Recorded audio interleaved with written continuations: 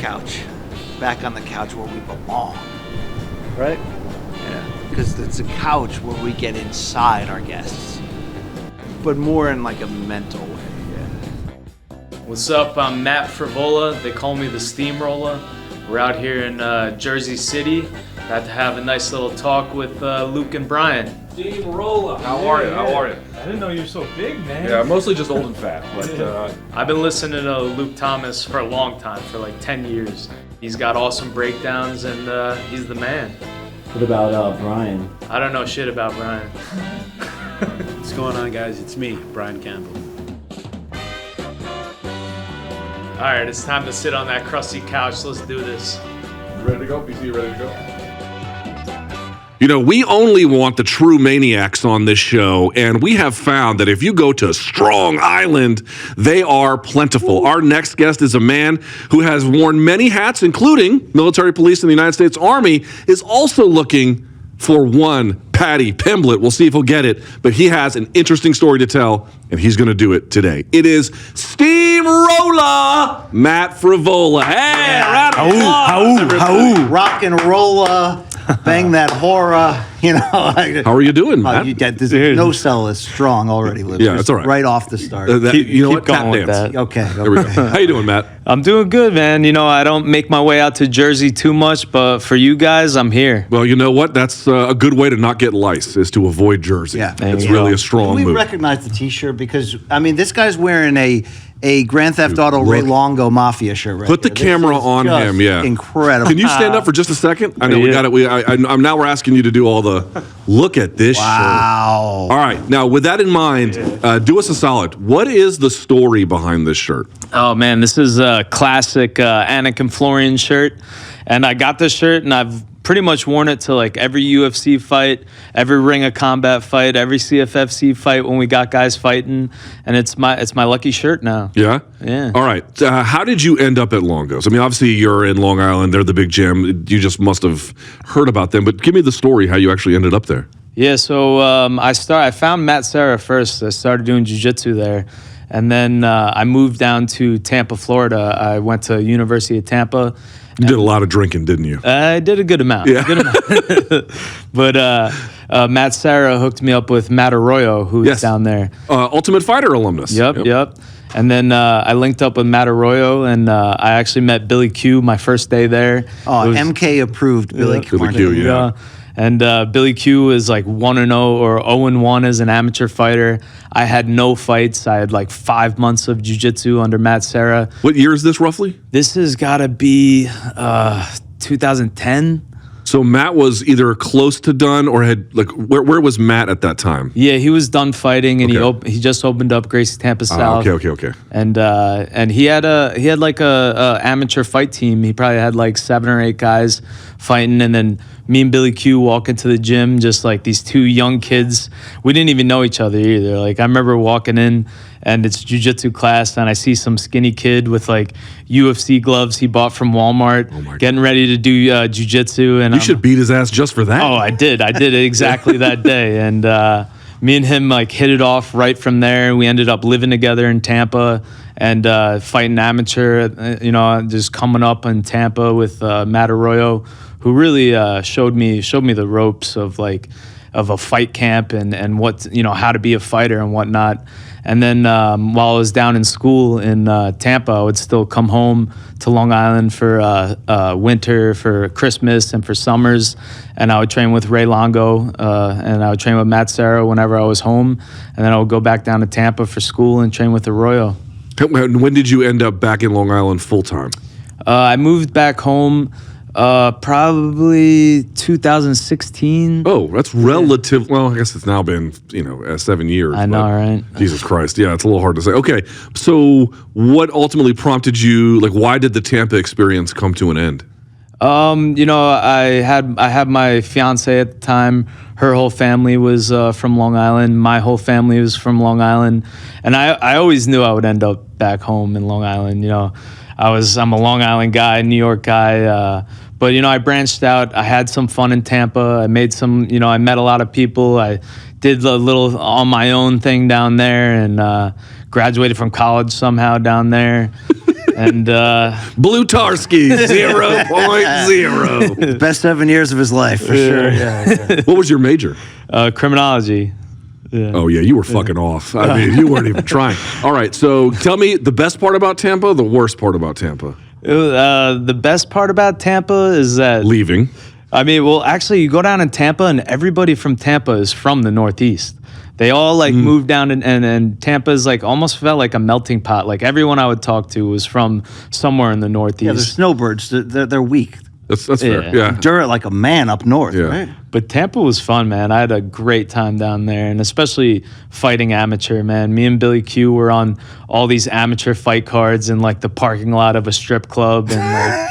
Okay, then should we be surprised that you and Billy Q have adopted the style that you have as the bio to your Instagram account of all gas, no brakes? I mean, you guys are action heroes that go out there to bang first and ask questions later. Did that extend to the nightlife scene? I mean, this must have been like two single guys ready to have a buddy cop movie out there, you know? Yeah, man, we definitely had some fun down there, and we were out in South Howard, definitely got into a couple fights out down there, and, it was great. It was a great come up, and, it definitely molded me to who I am now. It's crazy how me and Billy Q are, like, very similar in the way we fight. We just, we're dogs, man. We don't back down. We keep coming.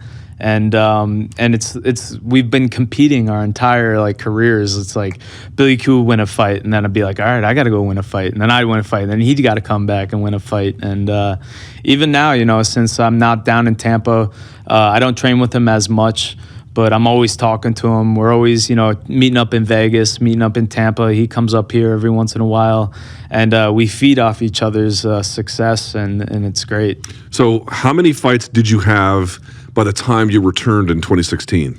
When I came up here, I was 5-0 as a pro. As a pro. How many amateur fights did you have? I had 8 amateur fights, 8-0. Did they do any blood work for your amateur fights? No, I don't think they did not. I knew it, dude. I knew The it. application said, are you on PEDs? Yes or no? That's the only thing that... And it doesn't matter what you answer. They're just going to say yes anyway. No, man, it was a wild time, those amateur fights down there, but it was great, man. One of my favorite things as an amateur was I got to go down to Costa Rica, and I got to kind of go down there to fight their, like, hometown hero. The guy was, like, 9-0, like, knocking out everybody in Costa Rica. And, like, I was 3-0 as an amateur. And it was really the first thing I ever got out of fighting is, like, they flew me down to Costa Rica. They paid for all my meals. They paid for my hotel. And I got to fight this hometown hero. And I ended up armbarring him in the 3rd round. And Wow. You can tell me if I'm being culturally Here, insensitive. here comes the racism. Was there a riot afterwards? I mean, you don't go, you should have been told pro wrestling style, you put the guy over in his hometown, you know? You could have done the Bernard Hopkins and then tear the Costa Rican flag, but then you got to get the fuck out of town for that. yeah, they definitely weren't happy that I went down there and beat their guy up. And they actually flew me back down to defend my title. Shit. So this was for an amateur title down there. Amateur title, man. What, the Ticos didn't like you, huh? No, but What happened in the second fight? I fought their next, like, up and coming guy, and it was actually a 5-round war. Like, I remember, like, I almost armbarred him in, like, the first round, and, like, I felt his arm, like, snap when I was armbarring him, and the dude, like, fought through it, and, like, the crowd was going wild, and then it ended up being, like, a crazy fight that I got the win. It's by decision? Decision. Wow, you even went to the hometown of this motherfucker and got the 25 decision. hard down there in Costa Rica. Yeah, man, it was Damn. fun though. Especially, like, my dad was there, my brother was there, all my uncles came out, my cousins. By the way, Matt Frevola's dad wearing a Daryl Strawberry Mets jersey. I got to get behind Which is that. about the coolest thing I've ever fucking I got to seen. get behind that in a big way. Yeah, I got to tell you, the son combo with the T-shirt game today, on point. Gentlemen. Hey, on point. That's Well how we done. do it. And I don't mean for you to put that bullseye on your chest, but on this series, Room Service Diaries, Ray Longo might be the best interview we ever had, Luke, okay? So, He was pretty good. Yeah, You know, he's up there. can Matt Frevola follow that? I want to ask you this, Steamrolla, because you are like, you have the spirit of, like, the everyday MMA fan, but you're in the job. So you get to, like we said, you have this balls out, badass style. You get to almost play the video game style in real life. Like, I know this is real for you. This is your profession. This is your life. But do you even have pinch me moments like right now? Like when you walk out at Madison Square Garden, like are you like, holy shit, I could be in the stands like that, and that might be me in a few years. Who knows? Like you do have that everyman vibe. Are you still like, are you embracing this is what I am? I'm a UFC fighter, or is it still weird to you? No, I embrace it. This is crazy, man. I mean, I like to think of myself as a man of the people, you know, because I am. I'm just like a normal dude, you know. I'm a UFC fan, like I'm a sports fan, and I'm just a tough motherfucker. I mean, and I work hard, and I go for it. I mean, I know that, you know, on my best day, I'm capable of beating anybody in the world, and I just got to go out there and go for it, and prepare the best I know how, and leave everything I got in the cage. And as long as I do that, win, lose, or draw, I'm happy with it. You know, it's interesting. A lot of fighters we talk to, they're like, yeah, I don't watch MMA. Like, I do it. But like Robbie Lawler, for example, is like, I don't watch this shit. But then you get some like you guys where like, you're all in. How did you become an MMA fan? You know, it was Matt Serra. You know, watching Matt Serra knock out GSP, and then watching Chris Weidman knock out Anderson Silva. If my math is right, before the Weidman one, the Serra GSP one, you would have been a junior in high school? Yeah. Right. Yep. And just watching, and then knowing those guys are Long Island guys too. I'm like, these guys can go out there and, you know, become champion of the world. You know, why not me? You know, I'm a tough guy. I thought I was a tough guy coming up. I mean, you're a tough guy. Yeah, right. And that's not. No one's disputing. Certified gangster. Yes. But honestly, in high school, I was a football player, man. What was your position? I was a linebacker and a fullback. Were you you were the linebacker? Okay, Yeah. And the fullback. They don't do a lot of fullbacks anymore. Not anymore, man. And I didn't get the ball either. I just blocked. You weren't the Mike. Was Mike Allstott a fullback? Mike Allstott. But with Tampa Bay, right? Mike Allstott. Yep, exactly. So did you wrestle at all in high school? I did, but I wrestled really because it made you better at football. How so? I mean, you double leg somebody, and then a tackle is pretty easy. Oh, I see. Okay, so just to work on your form. Yeah. And, you know, wrestling, high school wrestling, those practices are still, you know, some of the hardest practices out there. You know, I played lacrosse, I played football, and I wrestled. And, like, during the wrestling season, I hated every second of it, especially because, you know, I'm a big guy, a natural big guy. You see my dad over there, you know.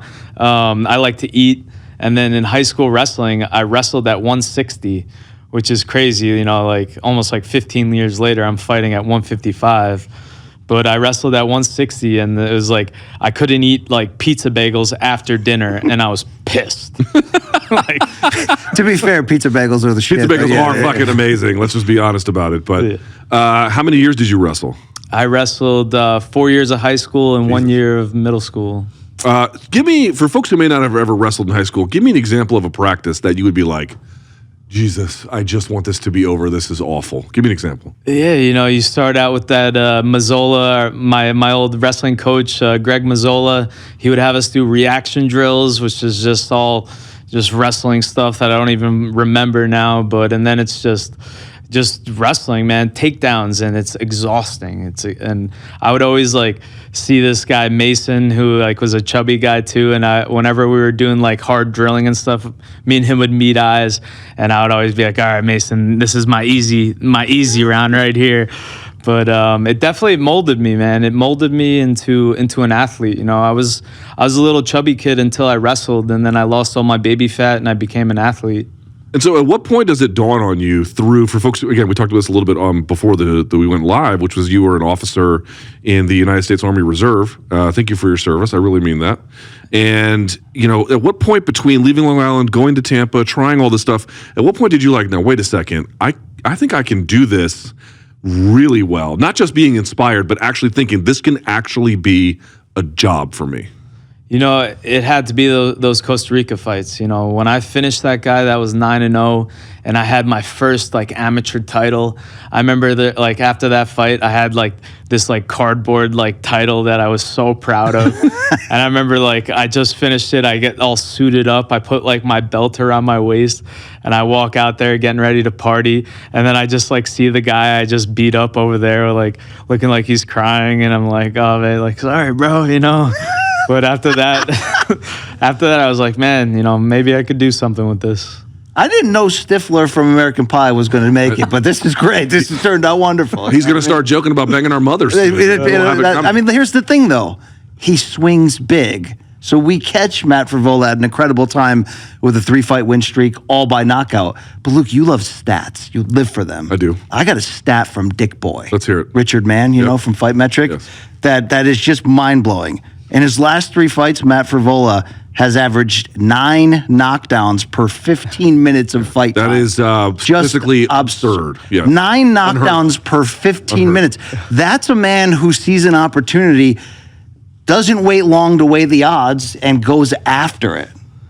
Yeah, you know, a lot of those knockdowns I could thank to the toughest guy I ever fought, Valdez, the Mexican gangster zombie, I call him, because I kept knocking that guy down. He kept coming back up, like throwing. That guy was tough. You know what? Well, let me ask you about that one. Did Mike Beltran let that one go a little too long? I would say so. Yeah, I thought so too. You had him roughed up maybe like 30 seconds before he wrapped it up. Yeah, but I'll give it to Valdez. He kept getting up, and he kept getting up throwing. He did. I mean, to be fair, if you carry the facial hair that suggests you stabbed a man at the Altamont concert, then you're probably going to let him fight a little longer just to make How sure. many times have you thrown batteries at Shea Stadium is really the only question we have to ask. Oh, my God. Never? I never, but I do love Shea Stadium. We grew up there. That was our shithole, all right? Our shithole, okay? Yep, I was at a Subway Series game in the World Series. I went to nice. one of them back I was in at the day. the Bobby Jones one-hitter when they eliminated the Giants in 2000, okay? Yeah. You know what I'm talking about with the Mike Hampton 3-hit shutout against the Cardinals? You know? Yeah. Hey, we're coming. I mean, it's a rough year right now for the Mets, but we're coming. All right, let's circle back here a little bit. So where do you feel like you're at in your career at the present moment as we talk to you today?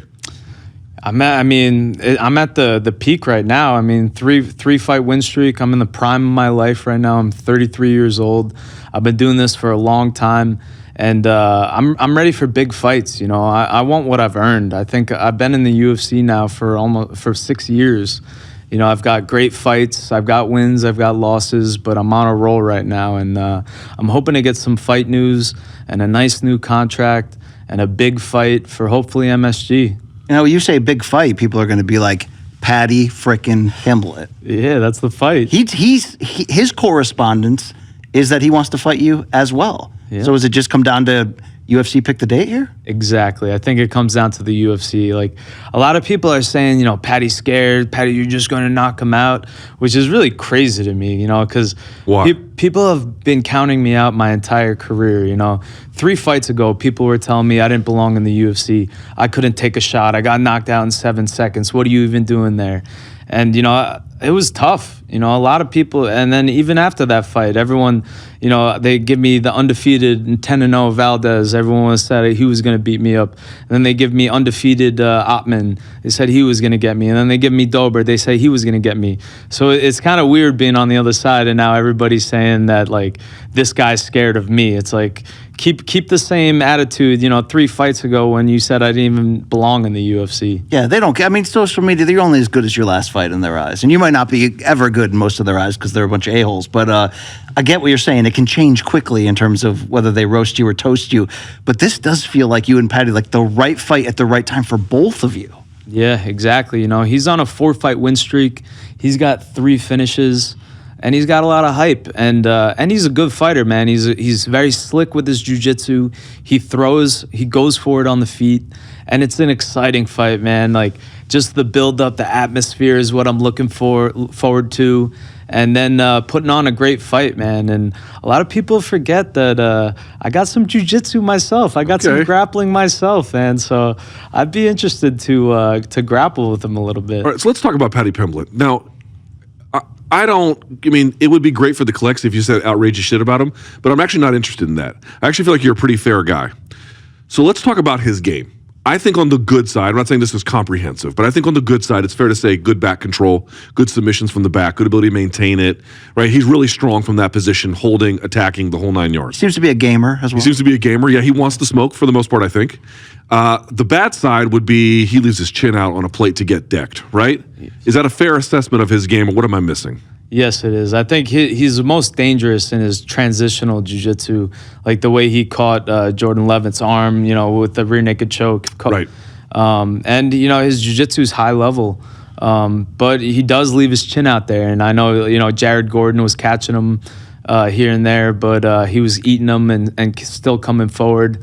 And I mean, that's what excites me. I want a guy that's going to go in there and go for it. And I'm the same way. I go for it. And that's what makes an exciting fight. Do you I mean, it's kind of a weird question, right? I'm asking you, do you like your knockouts? Of course you do. But I guess I'm saying as you develop here, right, as you put 3 fights to win together, and I don't know if you know this, it's not fully true, but like in 2 of the 3 fights you had just one in the streak, you were the underdog in them. And in several other ones against Pena, you were the underdog. You sort of outperform. But I guess what I'm wondering is there any part of you, fighters are always 2 ways. One, I don't get paid by the hour, fast as possible is the best, or I really have a desire at some point to showcase that yes, can I bow down on the mouthpiece? Absolutely, but I'm not limited to that. Yeah, after all those fights, I'm always like, I finish it in the first round. I'm like, oh man, I wish I could fight more. I got more I want to show. And I've got like so many weapons that I'm excited to show the world in the octagon, but I'm never mad at a first round finish. Okay, well, some of the spirit of what he's asking, or at least how I interpret it, is this style, and to say you're all or nothing wouldn't be respectful to the complete game and the game planning you do and your team and all that, but you do swing big and go after it. Is that sustainable all the way to the top? Right, great. Yes, that's right. Yeah. I mean, I think so, and I've proved throughout my career that I can fight 3-round wars. And a lot of these fights, I would win the first round, I would lose the second round, and then I remember going into the third round, saying, who the third round comes down to who wants it more, and nobody wants it more than me, and I always pride myself in winning that third round, and a lot of these fights it came down to that third round, in which I won. I know you said wrestling molded you. Do you think there's anything else that made you that? Pops over there. Yeah, the guy in the strawberry jersey. Big Sal. Dude, you know what a fucking man you got to be to walk around with a Daryl Strawberry jersey. Yeah, the best kind. Yeah, dude, that is amazing. That is great. Yeah. It's like a Len Bias jersey in Maryland. Come on. I'm just saying. Yeah, I'm gonna say my dad over there definitely molded me, and then my twin brother over here, the cheese roller. So he's a twin. This guy. He's my twin. Yeah, but like fraternal. Yeah, fraternal. Okay. Yep. Luke, just like to clarify, I don't see the same eye. I just want to be clear. I hadn't seen you yet, and one of the other producers had, and they're like, "Yeah, he brought a friend."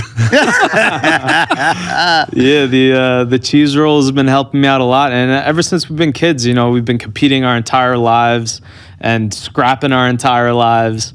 And I was the linebacker, he was the safety. I've beaten up many kids for him. He was a strong safety. Okay. He would come up and hit people. Yeah. But he was never the fighter. He was like the lover. I was like the fighter, and like he was the talker. I was like, I don't talk too much. I kind of just talk with these right here.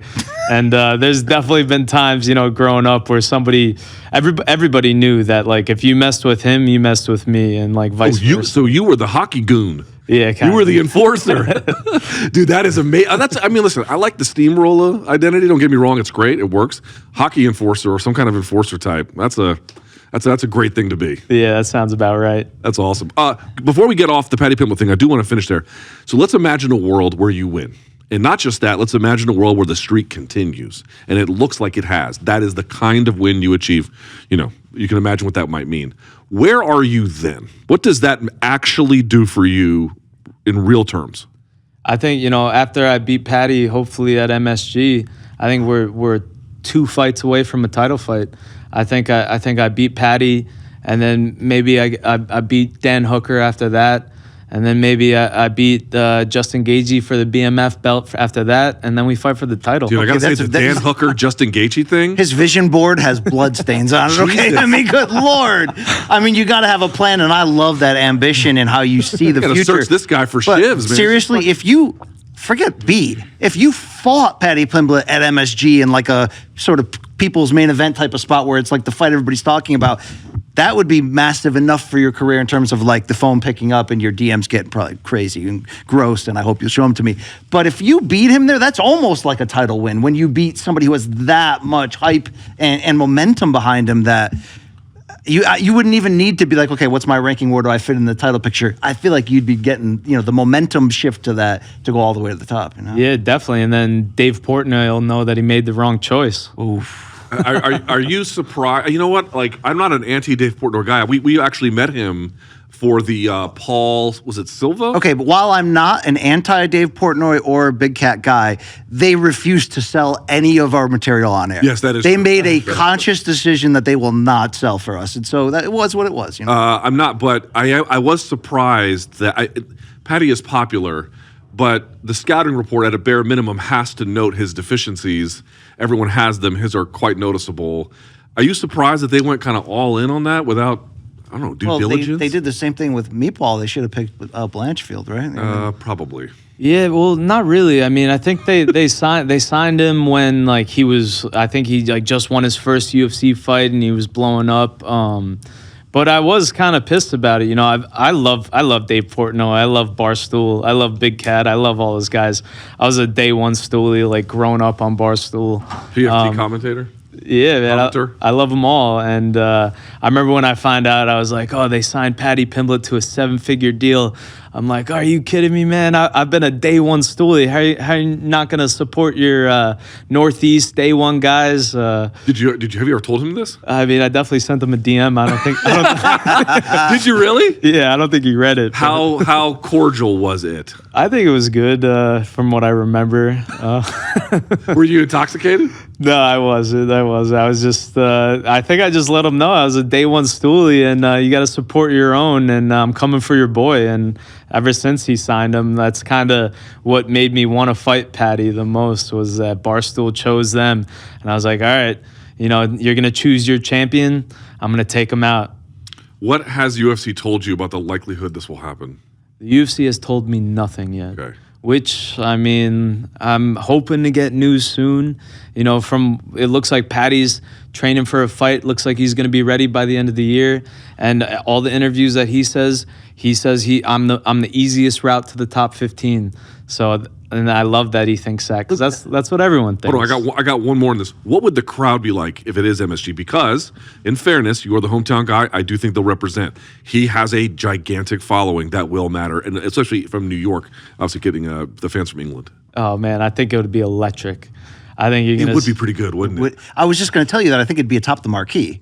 This could be a co-main event. It could be or a featured fight below the title fight to top of it. Like it would be a major deal, especially with the questions about Paddy and his most recent fight, mixed with the all or nothing style that you bring, mixed with the fact that you are on the verge of major contention anyway, whether you fight him or not. That's the fight to make. I hope they make that fight. You already fought at MSG though last year. Grew up in Connecticut, so MSG is always going to be the cathedral. You know, I always say everything you put in there, concert, circus, hockey game is the best version of that you've ever seen. I fought there twice, by the way. Actually describe what that feels like, because you were in a preliminary fight last time, so it was your second appearance at MSG, but it was, you know, it was a pretty good placement. To walk us through when you walk out and how different that is at an arena like that, and it also happens to be more or less your hometown. Dude, it's unreal. It's the most famous arena in the world. And the first time I fought at MSG was actually the craziest thing for me because, you know, I was an undefeated amateur. I was 5-0 going into Contender Series, won that fight, was 6-0 going into the UFC. So I was pretty, you know, young in my career. And then I have my UFC debut, and I get knocked out in the first round, my first loss ever. You know, before that, I thought I was unstoppable. You know, I had no game plan going into fights. I was just like, what do you mean? I'm just going to go in there and steamroll them. That's what I do. But my UFC debut, I lost. And from right then, I was like, all right. A guy no longer in the UFC. Very surprising. Yeah, exactly. And after that, you know, I had to reassess everything. You know, again, Ray Longo got my head on straight, got me using my head, you know. And then after that, they offered me Lando Venata at Madison Square Garden, coming off my first loss ever. And I mean, I remember Lando. I've been watching Lando for a long time. You know, I've watched him almost beat Tony Ferguson. Because his UFC debut. Yeah, exactly. And I knew Lando I knew him for a long time, and to be fighting like the first guy that I've known, coming off my first loss. And at Madison Square Garden, it was a huge fight for me. And then, you know, just walking out, like I had all my friends, all my family, everybody was there. And then that fight was insane. You know, me and Lando, we come out round one. He like drops me with a head kick in like the first like like 30 seconds, and then and like my mouthpiece goes flying out of my mouth, and then I come back and like I'll end up like rocking him at the end of the first round, and then he comes out and just beats my ass in the second round, and then again it came down to that third round, and I don't lose the third rounds, man. It comes down to who wants it more, and I ended up winning that third round, and the fight ended up being a draw, a majority draw. So 2 of the judges said that Lando 10-8'd me in the second round. And then the one judge said he 10-9'd me. So the one... But be fair, did he? No, I won that fight. I won that fight, man. And so the one judge said that I won, and 2 judges said it was a draw. So it was a majority draw. But I won that fight. All right, you hear about the late finishing ability, the ability to rise to the occasion in the championship round or the decisive round. Kind of feels some Robbie Lawler vibes, right? Some Robbie Lawler vibes. It's a little different, though. It's a little bit more chase you down the street with a sawed-off shotgun energy. You know what I'm saying? There's a little bit more. You know what? It's a little bit more maniac. I mean, Robbie had a maniac, but it felt like he was like, I don't know. How would you say Robbie was? How do you feel like the comparison is? I love it, man. Robbie Lawler's a legend. Robbie's the man, yeah. Oh, he's a legend. I think I like talk a little bit more. I'm like a little bit more funny than him. I'm a little bit more of a joke, I guess. Yeah, he did kind of live that serial cyborg killer mindset the whole time. Yeah. You're just the same expression. But you rose to the occasion. That's been a consistent theme. You're part of action fights, which has been a consistent theme. What is the crowd's effect? We're talking about being at Madison Square Garden and being in a war, and you know what it's like when the crowd gets the first taste that, oh, this fight's going to be special. This is good. I better get ready. I better buckle in. How much does that actually affect you in the cage when you know you're in the midst of a war? I love it, man. There's no better feeling than hearing the steamroller chants like throughout the arena while I'm fighting. I would say the one time where it might have like affected me like a little bit was when I fought Ottman at MSG, and then I started hearing the USA chants. That like fired me up so much. I was like, and I almost just like threw my game plan out the window and just like went for the kill when I started hearing USA chants. But I kept my composure. Can we talk about Ray Longo and your relationship to him a little bit? Namely, I have other questions I want to ask about it, but the one on the top of my mind is, explain to me in the most clear terms you can, specifically what Ray Longo has done to your striking game. What has he done to it? He got stones in my hands. He developed stones in my hands, and it was really, after that Terrence fight, I was questioning everything. Terrence McKinney, the 7-second knockout or whatever it was. Yeah, exactly. I get knocked out in 7 seconds, and it was tough, man, because the one thing about me fighting is like I want to go out there and I want to show the world, my years of hard work. I want to show them all what I'm capable, even in a losing effort. As long as I go in there and I show, my technique, I show my training, I put on a great fight, I'm happy with it. But that 7-second loss, I didn't get to do anything. I didn't even get to fight him. I walk out, he throws a perfectly timed 1-2, and I'm out. And then after that, I went to work for my dad after that and my brother. Like I went to the construction site. I put my hard hat on. And I was like, I don't know if I can do this anymore. And it was tough, man. I mean, and they even they told me that they believed in me. They let me come to work just so I could know how much it sucked to want to go back to the gym, Yeah, you're just shitting on their lives right now. Man, well, this kind of sounds like the end of Good Will Hunting. I got a taste of my family's life and it was hell. Oh yeah. No, I'm teasing. We're all just having a good time. No, but they gave me the worst job too. They had me just loading sheetrock up flights of stairs. See, that's parenting. He's trying. Dude, I'll tell you what. They're trying to motivate you. Construction, putting shingles on a roof in July. Yeah. Dude, that's an honest living. That's an honest living. 8 hours a day of loading sheetrock up the stairs. It was rough, man. So you got to wash down a day like that with some cold ones. So what was the canned beer of choice in your upbringing in Huntington, New York? Because for me, it's like Busch Light can. I'll always be back home. You know what I'm saying? Bud Light. I mean, when I was chugging. That's pretty disgusting. Chugging Bud Light. I mean, I'm not like a big drinker, but when I do drink, I drink. What is your drink?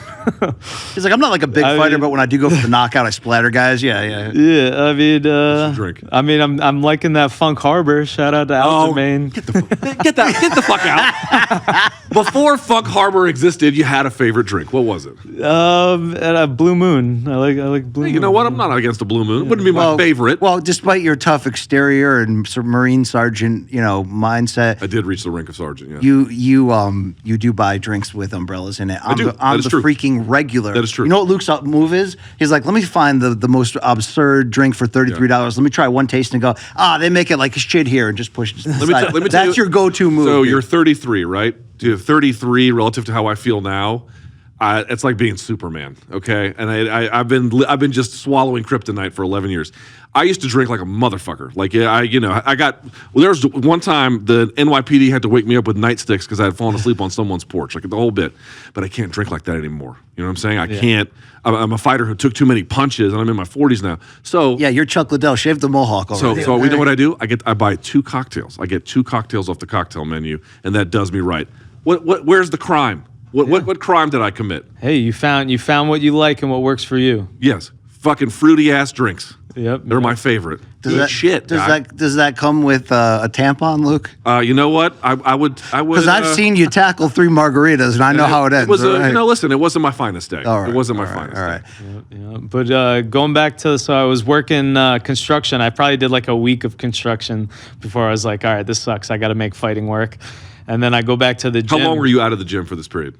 Not probably a week. I probably did like a week of working, and then I go back to the gym and I have a sit down with Longo, and he looks at me in the eyes and he says, "We're not going out like that." Yes, dude. This is like a movie. This is unveiling like a movie. I just right got here. the chills. Yes. Holy shit, dude. Yeah, he says we're not going out like that. He says that I'm a talented fighter. He believes in me, and he says that I could win a lot of fights in the UFC, and that let's get back to it. Let's get back to the basics. And I said, Ray Longo, lead me to the promised land. And we started this boxing class, and he wanted me to work on my hands a lot. And we started this boxing class where we would just cut the cage in like 4s, so it was like close quarter boxing, and we would just get a bunch of boxing rounds in. And I think that really, developed my awareness and using my head, baiting people, setting people up, seeing the punches, moving my head, and then I was working with Ray, hitting mitts with him just on the basics, really. And, ever since that convo with him, I've been on a 3-fight win streak, all knockouts with my hands. Yeah. So Ray Longo developed these stones in my hands, and we're going to keep it going. You should have posters that say, "Get stoned with Ray Longo." I'd sign up right away. I want to clarify one thing. Are you also saying that he helped you develop specifically your power? Yeah, definitely. And my timing and my awareness and using my head, again, like I said before, when I was undefeated amateur and I was undefeated pro, I was going in there with no game plan. I was like, I'm going to fight my fight and they're going to deal with it. And then I knew at the highest level in the UFC, that doesn't work. Everybody's good. So you got to really watch tape. You got to break people down. You got to come in with a game plan. And he really developed that with me, and we worked on my boxing, because I love throwing kicks. I was a big Crow Cop fan, so I was always in there like throwing kicks. I love Muay Thai, I love elbows and knees, and boxing was like, I was always like, well, boxing, come on, man, I got too many weapons just for hands. And then Ray just drilled in the sweet science with me, and I fell in love with it. And the results are showing. You got a favorite boxer? Canelo, man. I'm the Canelo of the UFC. Wow. They should have put you on UFC Noche. You know what, right? What is it about his game that you like? And a sombrero. Dude, I just here come. Don't do the racism. We leave that away. Dude, I just love his awareness. Like I love like his body shots. I'm starting to fall in love with like the liver shot and just finding those body shots, those body heads, and I feel like a lot of people say I either look like Conor McGregor or Canelo. So now, Saul, I love you. We go back a long way, but are you okay with Canelo's aggressive tattoo move in which he got his wife's eyeballs on the side of his arm, which in theory means she's always watching. And, there's love and there's limits and there's passion. And are you okay with that move? I mean, I wouldn't do it, but, You know, it seems to be working for him. You've got, what, yantra tattoos on your back? Yeah, I got the Sakyan. I've been in Thailand 3 times. Like, I fought out there. It's good work. Oh, I love it, man. I always, like, whenever I'm out there, like, I feel like I'm just so dialed in. I'm away from my family. I'm away from my friends. I see it as a training trip, you know, and a traincation, I used to call it. Which gym do you go to? I would go to Phuket, and I trained at Tiger Muay Thai a bunch, and I would train at a bunch of gyms. The first time I was there, I actually went to Bangkok, and I trained at like just a strict Muay Thai gym. There was no MMA there, and like I really like engulfed myself in like Muay Thai, and like they had these Thai fighters there that've been fighting, training their entire life, and I would just like do everything they did, and it definitely got my game to the next level. Did they fuck you up a little bit? Oh yeah. What's the hardest part? Like, what were you struggling with technically when you had to spar or work with them? Well, I would say at first, you know, like getting off the plane, went right into training, and it's like I was from just, the airport to the gym. Yeah, I just went right to the gym, and like I was just sweating so much, and by like the second or third day, my whole body was just cramping, and that's when I found out by like electrolyte powders. Yeah. So I started drinking these electrolyte powders, which brought me back to life. But just like the grind out there, it's two training sessions a day. Muay Thai and the regiment that they always do. It's like always you run, you shadow box, or you run, you jump rope, you shadow box, you do bag work, you do pad work, you do clinching, and then you do sparring every day, twice a day, a 2-hour practice. And just the regiment and the grind, I loved it, man. And just the traveling aspect too, you know, like not knowing what anybody's saying, not knowing anybody there, like traveling around there. You were completely solo, like not even like a training partner or a coach? Yeah, it was just me for the first month, and then of course my dad and my brother and my wife met me out there. I can't go anywhere without these guys. So, so I mean, how many of those fucked up shows did you watch in Thailand with your bros? Oh, we went to a ping pong. Was it the Pat Pong district? Is that what it's called? Patong. Yeah. Are you glorifying the sex trade? Where are we going with? No, dude. They got. How would you say it? It's like I don't know. It's not like Amsterdam's red light district, but it's like that, but more. Yeah, they did some crazy shit there. But the ping pong shows were. I had to go, man. I had to go check it out. You are a degenerate. I mean, let's just be honest. You're a Jets fan, bro. You're a Jets fan. I am who I am. How are you feeling about the season? I mean, we're gonna win the Super Bowl this year. What do you mean? Get the fuck out of here! Come on, Aaron Rodgers. Listen, I'll give you. I think he's gonna have a great season, but no, I'm not buying that. I'm not buying Super Bowl. You're a homer. We're coming for it. At least do a great run. And I still love Zach Wilson too. I mean, I love Aaron Rodgers, but I think Aaron Rodgers, give him 2-3 years, 1 Super Bowl, just mold Zach Wilson into the future star, and then Zach Wilson's gonna lead us into our dynasty. Bro, there's gonna be, it hasn't happened yet, but I can't wait for the New York media versus Aaron Rodgers all blowout, war. It's coming. I don't know when, but it will be a glorious day to watch from afar. I will tell you it's gonna be great. You're looking forward to it? Yeah, man. I'm trying to. I definitely want to go to a bunch of Jets games this year and try to get on the field and like meet those players, man. That's like you're in a point where you could actually potentially party with Aaron Rodgers. Man, that's like my favorite thing out of like this whole fighting UFC thing is that I get to like connect with like I threw out the first pitch at the Mets game, which is insane. Yeah. I'm like buddies with the Cohens now.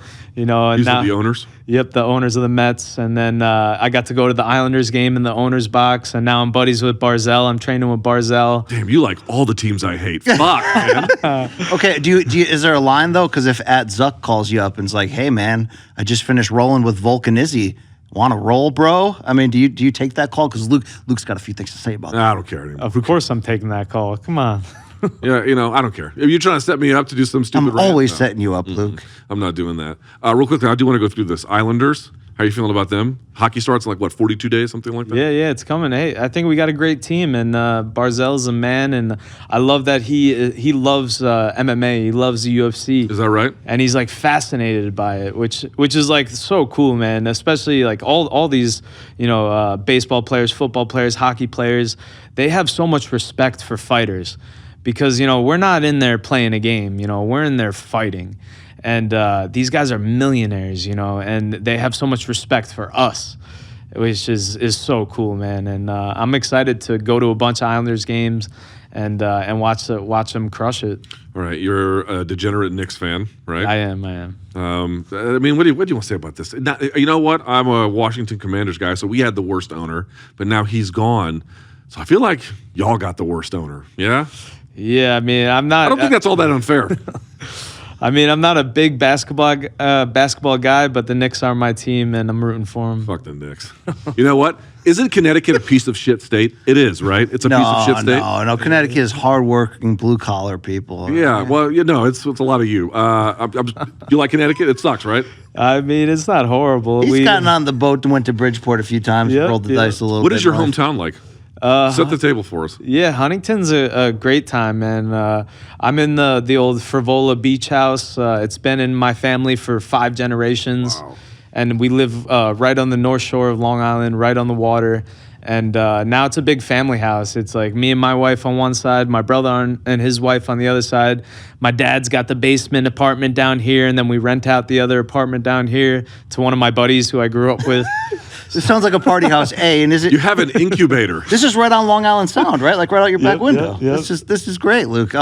So you're from Huntington. So I always go on the Wikipedia page to see where does he fit in the hierarchy in his hometown, because like I think that's in reality everyone's deep goal inside. Can I get on my hometown's Wikipedia page? You got on your high school's Wikipedia page of like famous alumni, right? Even that is. There you go. Then I looked at your town, which has 200,000 people, right? Yep. Dude, you don't have you could cure cancer and probably not make the top 10 with like Billy Joel and like every other famous Billy person. Joel's of all from your time. hometown? Yeah. And we also got Chris Algieri. Chris Algieri is the other Huntington Hammer. That's why I say, like, I'm the Huntington Hammer behind Chris Algieri. Dude, what's up with that place? That's amazing. What's? I could read you the list. It would change your life. Keep talking. Chris Algieri, we saw him in Vegas for Spence Crawford. He's the man. Shouts to Chris Algieri. Awesome. He's awesome. Yeah, super smart, too. Yeah, man, there's something in the water up in Long Island. And, like, Long Island fighters were just tough as nails. And then that combined with our fearless leader, the Godfather, Ray Longo, and then Matt Serra. You know, we all train hard. We all, you know, help each other. And it's not like one of these like big ATT gyms where, you know, people are traveling all over to come from. Most of us are all just Long Island, New York guys who have a dream and come in here and work hard and help each other. And it's great to be a part of that. All right, from his town here. Yeah, let's hear it. Jason Alexander, Mariah Carey. Like the Jason, Mariah the Carey. Seinfeld Jason Alexander. Yeah, I mean, I'm John Coltrane, Jerry Cooney, Bob Costas. Jerry Cooney's the man. Shouts to Jerry Cooney. I mean, Edie Falco from, you got Mark Gastineau, Jackie Gleason, Jesus. Tom Gugliotta, Wally Zerbiak, Sean Hannity, Melissa Joan Hart. Oh, no. am I being told that I have the... You're just giving out fake news? Mariah Carey went to my high school, though. Okay. She did go to his high school. I'm being told it's the surroundings area there, but that's still a pretty impressive breeding ground for talent. We can't let you out of here without covering some of the current headlines. So the Aljo Merab thing. Yeah. Now, both of them have basically said, it doesn't matter who you offer it to, we're going to let that person get it. But this has sort of been my thing. It's like Merab's getting beaten up a little bit for loyalty, which I can understand some of the criticism. But ultimately, it's like, was he offered the fight yet? Did UFC call him and say, here's the fight, do you want it or not? He didn't turn it down, right? They haven't done this yet. So how is the conversation even relevant? Yeah, that's true. And, you know, I can't understand how anybody could give Merab a hard time. Like, Merab is the nicest guy, the most helpful guy. Like, he's truly living the American Georgian dream. You know, a guy who comes from Georgia, loves America, loves his team, loves his family. And, you know, he's loyal. And I think that's a little bit of what Long Island and has gotten onto him is the loyalty. And you know, it's not all about the money for him. He's made his money, man. And he's got the relationships that we build through this. And that means more to him than to all of us than the money is the relationships, the brotherhoods, the memories. And I respect him so much for how he's handling this whole situation. And you know, it could have really fucked with the team if he had gone in a different direction. It definitely could have, and I think it makes sense for him and O'Malley in December. I think it should be Merab and O'Malley in December, and I don't think the UFC's offered that yet, but they should. I'll give you the argument against Merab. It's not a question of his commitment or courage, or there is, some people who complain about the Aljo fight being a little bit boring, but in general, people know he's a workhorse and a deserving one at that. It's that your window to make any money, it's just the criticism, is fairly finite. Like when you get a UFC title opportunity, like what percent of fighters ever get that? Not many. When you get one, you have to seize it. But my whole point is, let's see if he accepts it when he's offered it. So yeah, go with exactly. The time is now. O'Malley wants to fight in December. I think Merab's ready to go in December. I don't think Aljo wants to fight in December. I think he wants his time off that he's earned. So I think if O'Malley wants to fight in December, I think it's got to be Merab. I don't mind immediate rematches, but I will say in Aljo's case, his body was beaten up, like even getting to the finish line. And then the knockout wasn't great. He took some shots, take some time off. I know he wanted it, but it's an important moment right now to recharge. Yeah, 100%. I mean, me and Aljo fought on the same card at 288. And then Aljo fought, last weekend? I couldn't have been ready by last weekend. I got my whole process after a fight. I fight, and then I'm the cream roller for a week. I give myself a week to eat, to decompress, to kind of let everything settle in, and then I slowly get back going and start working on my development. And I think that's big. You need your time. Sometimes these guys who rush, fight after fight after fight, you don't develop as much. And I think Aljo he was kind of rushed into that fight. Like they announced him and O'Malley before he even got his X-rays for his foot that he banged up in the Cejudo fight. They announced it. They pressured him into that fight. And he wasn't even. I didn't even think he was gonna take that fight. Like when they announced it, I was like, "What do you mean, man?" But he dialed in. He got ready the best he could, and he went in there and fought. It didn't work out for him, but I give him props for just making it to that fight that soon, because I couldn't have done it. In terms of what happened, he knows that he was lunging in, but has he said anything about it, about why it happened that way? I think he told Bradley Martin maybe it was footwork of his opponent. Yeah. He was saying that he was O'Malley's movement, his footwork, his feints were really big, and I think it was patience. In that first round, Aljo had the patience.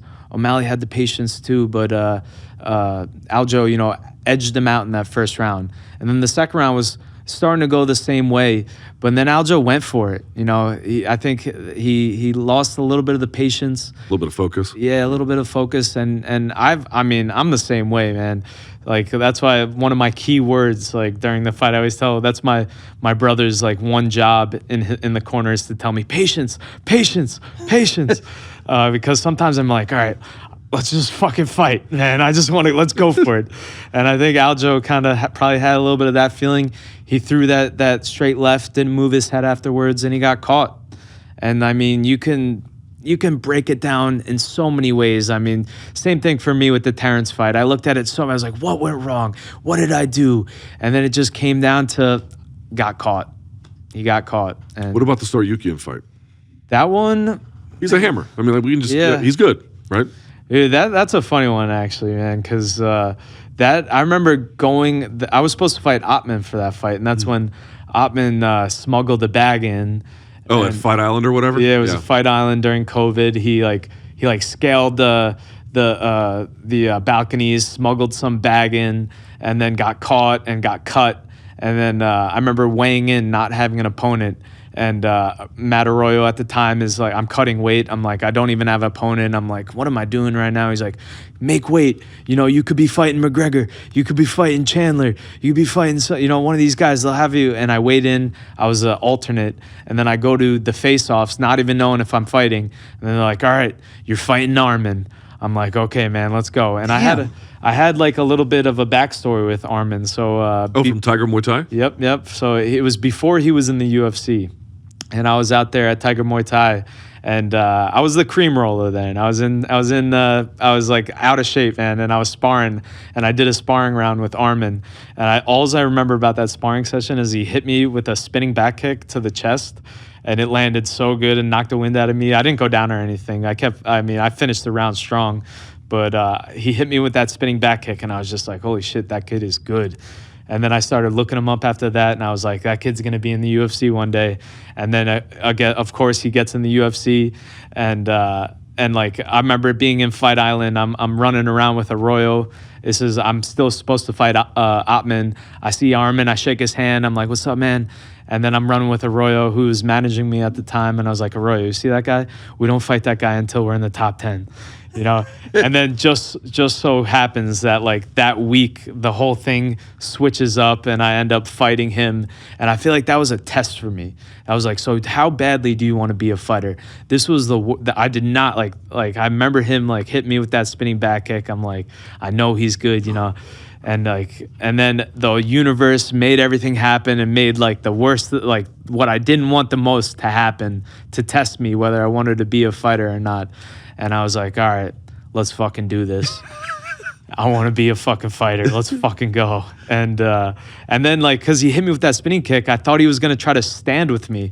I thought he was going to strike with me. But then he comes out, and I think I hit him with a couple right hands. And then after that, he wanted to wrestle the whole time.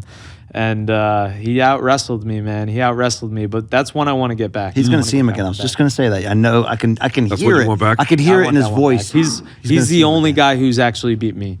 The other guys who beat me, they caught me. They caught me in the first round, but Arman beat me for a decision win, and I've never. He's the only guy who beat me, so I want that one back. Okay, so let's talk about the top of the division. Do you believe Makhachev beat Volkanovski or not? Yeah, I mean, it was a close fight, but I think he edged it out. I mean, I think Islam's good, man.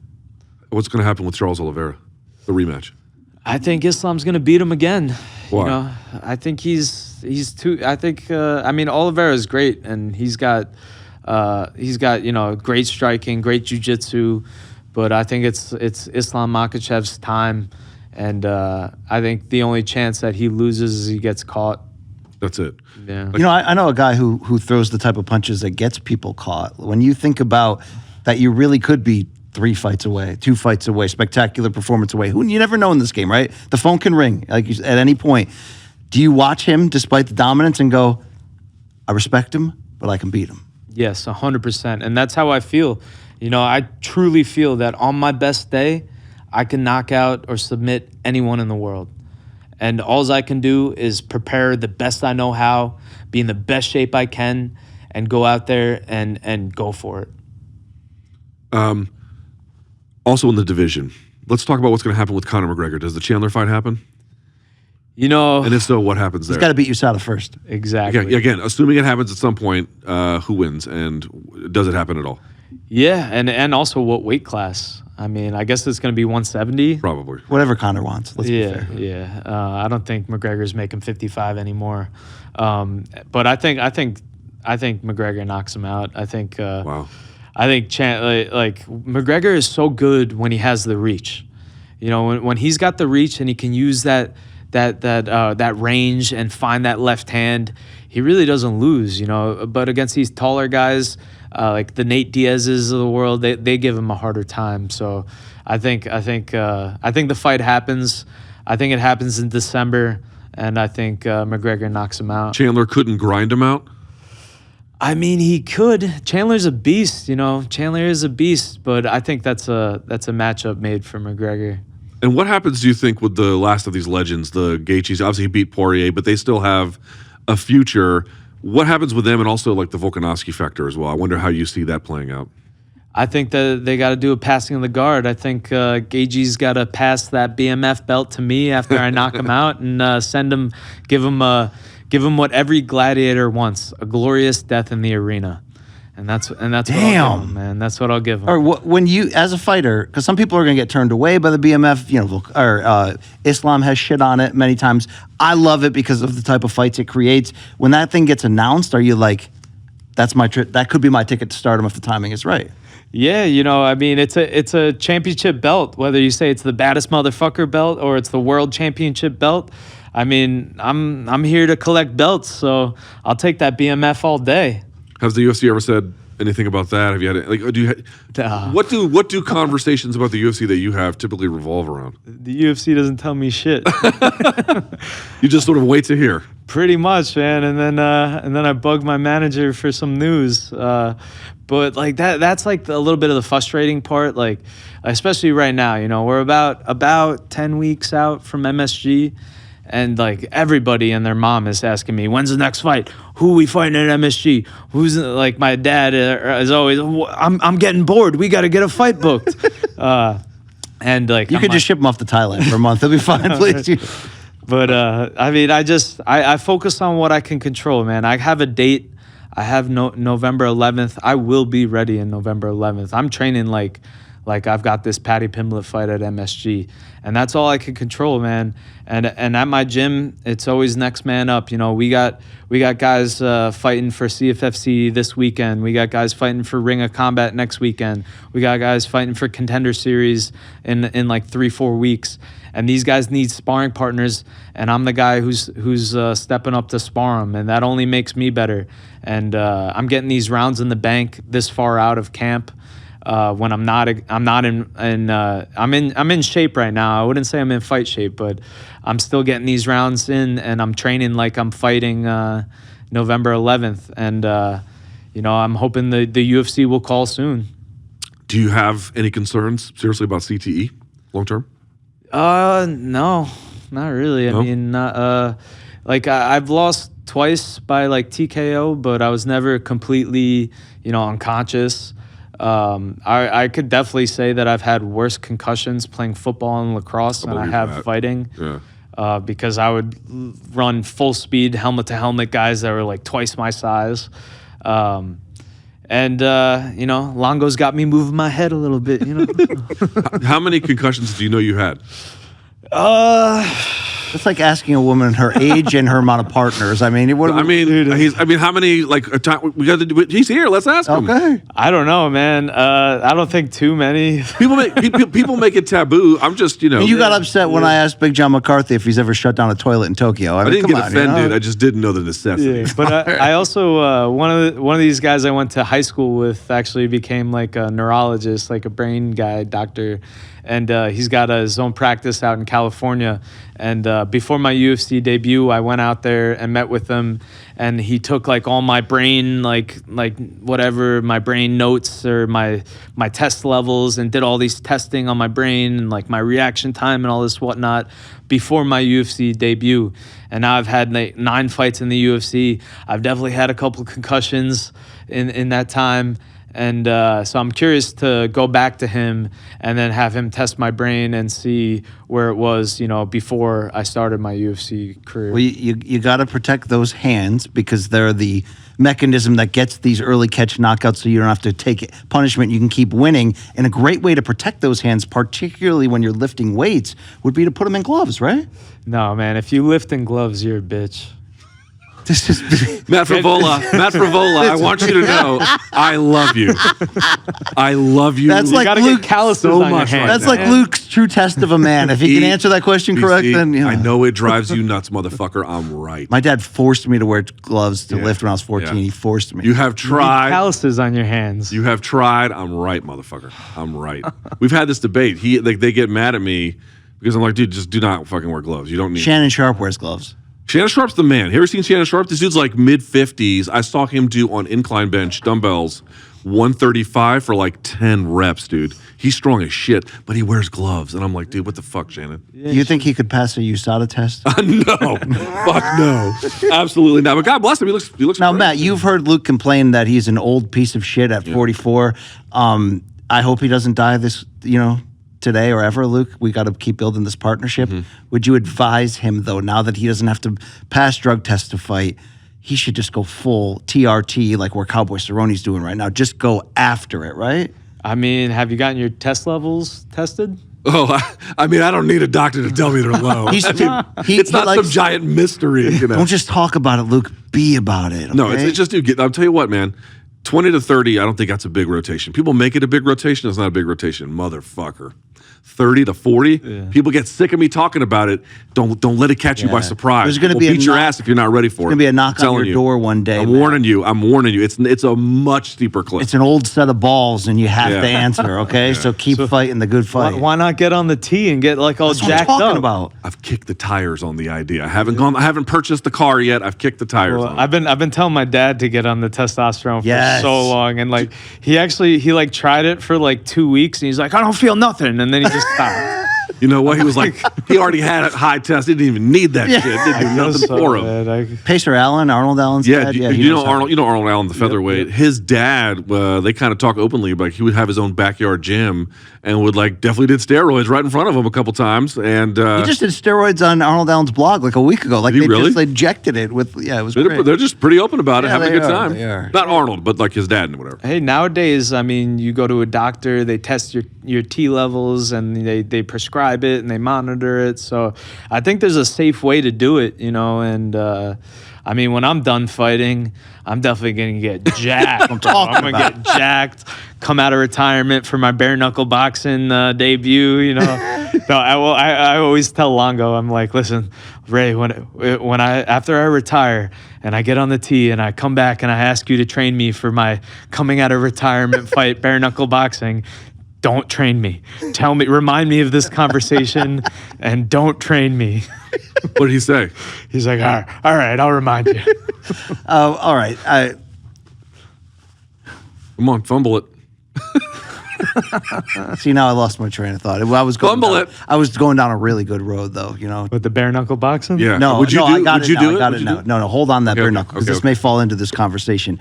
When I imagine you and Billy Q in Tampa as amateurs knocking people out in titty bar parking lots, throwing the booze, chasing the muff around, I imagine like Sean and Marty, the Rockers, like pro wrestlers just living it up. But all great pro wrestling tag teams at the end, storyline-wise, one has to put the other through the barbershop window. You and Billy Q have any thoughts at one day meeting in the middle and having your own Griffin Bonner 1?